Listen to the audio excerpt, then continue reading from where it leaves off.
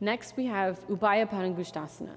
So it's really similar to the one that we did with Supta Konasana, where we had the legs over the head.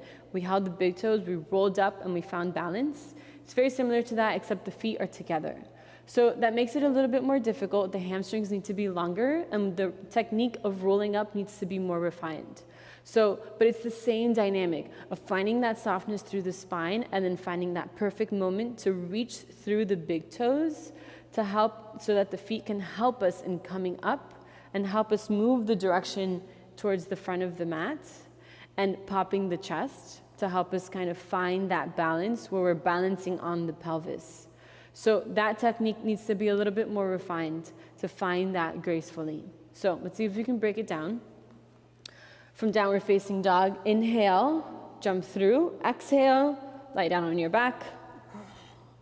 Inhale, we're going to come into like a halasana position with the feet over the head and the feet flexed. And you can do that with the legs straight if you want to add a little bit of core work here. And again, I like to shrug the shoulders so that I'm on the shelf of the upper back rather than like the neck or the head. Catch the big toes. Exhale, you can reach back through the heels. That's going to help you push off to get some momentum. And then inhale, soften the back. And then reach with the feet and pop the chest. I'm going to do that again because it's so precise the moment that it happens. You roll through the spine, so you drop the tailbone, so you can come into like more of a rounded back. That's going to soften the surface to roll.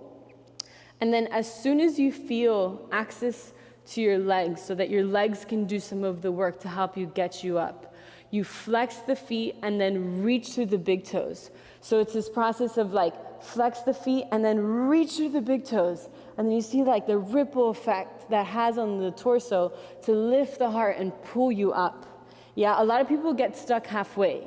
Halfway, they kind of roll back into halasana. So that's the moment, that's the crucial moment where you need to keep moving the energy forward. So I'm going to do that again. I'm going to try to go as slow as possible because again, momentum is important here also. So using that momentum and using that like a little bit of speed to help get you up. But you don't want to have too much speed because then you kind of have to stop here and find your balance. If you have too much speed, maybe you keep going. I don't know, it's never happened to me.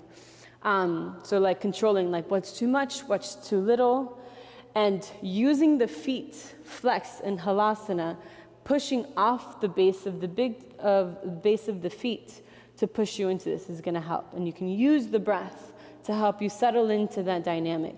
So you exhale, reach the heels back, inhale, push off the big toes. So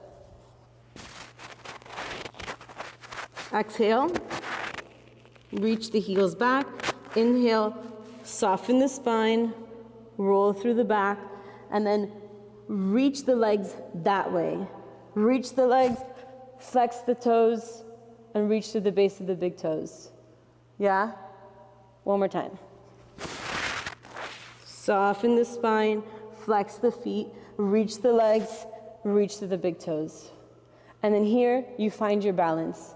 It's like Navasana, you're finding your balance somewhere between the sit bones and the sacrum. So you're lifting the heart, dropping the shoulders down the back, and reaching to the base of the big toes. Draw the lower belly in, and then the posture asks that you look up for 5 breaths. 1, 2, 3, 4, 5. Cross the shins, hands next to your hips, lift up to jump back. If you're still figuring out that technique of rolling up, you can try it with bent legs. Bent legs makes it a little bit more accessible. So you're here, bend the knees, roll up, and then straighten the legs. Yeah, you're more compact, so it's easier to get the body to roll up.